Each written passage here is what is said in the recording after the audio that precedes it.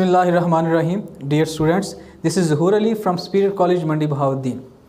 आज हम लोग ग्रामर के हिस्से में से पार्ट्स ऑफ स्पीच में से नाउन कर रहे हैं। जहाँ तक ताल्लुक़ है इसकी डेफिनेशन का तो बहुत सिंपल है। आप लोगों में से ज़्यादातर लोगों को पता होगी कि noun is the name of any person, place और थिंग। फॉर एग्ज़ाम्पल, मैं एक सेंटेंस जैसे बोलता हूँ कि Hamza likes to go to the zoo to see the animals. तो इस फ़िक्रे के अंदर तीन हमने नाउन इस्तेमाल किए हैं: हमज़ा, ज़ू और एनिमल। हमज़ा पर्सन, ज़ू एक प्लेस हो गई और एनिमल। अब ये जो नाउन है इसको बेसिकली चार मेजर कैटेगरीज़ के अंदर डिवाइड किया गया है, जिसमें एब्स्ट्रैक्ट, कॉमन, कलेक्टिव और काउंटेबल, अनकाउंटेबल नाउन। एब्स्ट्रैक्ट और कंक्रीट ये दोनों एक दूसरे के अपोजिट हैं। कॉमन, प्रॉपर एक दूसरे के अपोजिट हैं। और कलेक्टिव या ग्रुप कह सकते हैं उसको। और उसके बाद काउंटेबल और अनकाउंटेबल नाउन होते हैं। तो सबसे पहले हम लोग डिस्कस करेंगे कॉमन और प्रॉपर नाउन को। What is the difference between common noun and proper noun? Common noun किसी भी आम शख्स, चीज़ या जगह के नाम को जगह को कह सकते हैं। मिसाल के तौर पर man, woman, city, company, university, college, ये मुख्तलिफ एग्ज़ाम्पल हैं। लेकिन अगर इन्हीं एग्ज़ाम्पल्स के प्रॉपर नाउन को हमें देखना हो तो वो होंगे जैसे मैन, अल्लामा मोहम्मद इकबाल, एक प्रॉपर नाउन, एक प्रॉपर आदमी का नाम। Woman, Helen of Troy, one of the most beautiful woman in the world, who launched 1,000 ships to the Troy. City, Islamabad, the capital of Pakistan, one of the most beautiful city in the world. Company, Google, one of the largest company. University, the University of Lahore or University of the Punjab. College, Superior College or Superior College मंडी बहाउद्दीन। अब हम लोग आते हैं अपने अगले topic की तरफ, जो है कलेक्टिव नाउन या ग्रुप। ये बड़ा खूबसूरत, बड़ा इंटरेस्टिंग और बड़ा ही इम्पोर्टेंट टॉपिक है।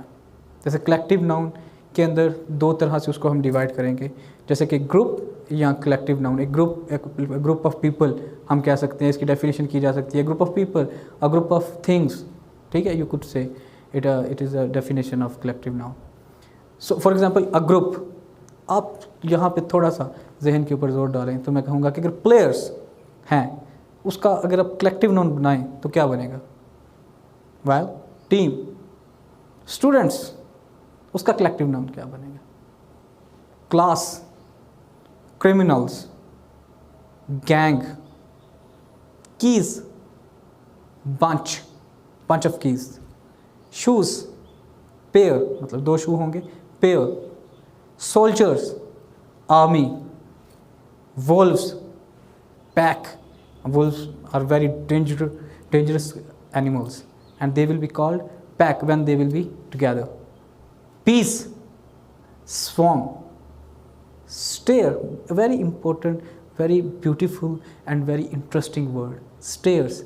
And when we will be talking about it in a collective noun, it will call flight. And now we will just come towards countable and uncountable noun. Countable are those kind of noun that can be counted in numbers, and uncountable are those kind of noun that cannot be counted in numbers. For example, book, man, sparrow, elephant, apple, they can be called as countable noun. And when we talk about uncountable noun, there will be water, salt, hair, air, sugar, coffee, love, anything like that cannot be counted. So when we will talk about different rules how we will use countable or uncountable noun, so we will use a or an with countable nouns. For example, a book, a man, a sparrow, or an elephant, an apple. But when we will use water, salt, hairs, air or sugar, we will not be using a or an. For example, we will not say a water, we will say water. We will not say a salt, we will say salt. So when we will try to measure the uncountable noun, we will measure it as how many. For example, I will say that books. So how many books will be there? But when we will count or measure the uncountable noun, we will use, for example, cup, glass, kilograms, pounds, liter. For example, 1 cup of water, 1 glass of water, 1 liter of water. So this is how we will try to understand this. And now we will use, for example, small number. If we are using a small number of countable nouns, we will use a few. For example, I saw a few books on the shelves, and we don't know how many. For example, if we don't know how many books, we will say a few. लेकिन अगर हम ज़्यादा को show कर रहे हैं तो we will say a lot of books. I saw a lot of books on the shelves.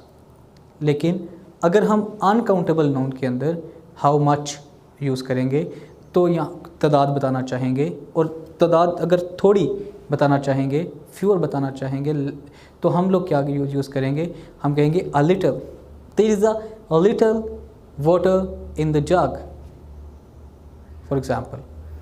And or some, अगर ज़्यादा की बात करेंगे तो I saw some of the milk in the cup. I saw some milk in the cup, for example, this like that. अच्छा, इसमें एक बड़ा इम्पोर्टेंट पॉइंट है, वो है कि अगर आप कंपैरिजन कर रहे हैं काउंटेबल और अनकाउंटेबल नाउन का, फॉर एग्जांपल मैं कहता हूँ कि in your neighbourhood there are 5 buildings and in my neighbourhood there are 3 buildings. तो जब हम इसको काउंटेबल के तौर पे यूज़ कर रहे होंगे तो हम इसमें मोर, जब ज़्यादा की बात हो रही है, फॉर एग्जांपल कि हम कह रहे हैं कि ज़्यादा बिल्डिंग्स हैं, मिसाल के तौर पे मैं कहता हूँ there are more buildings in your neighbourhood than mine.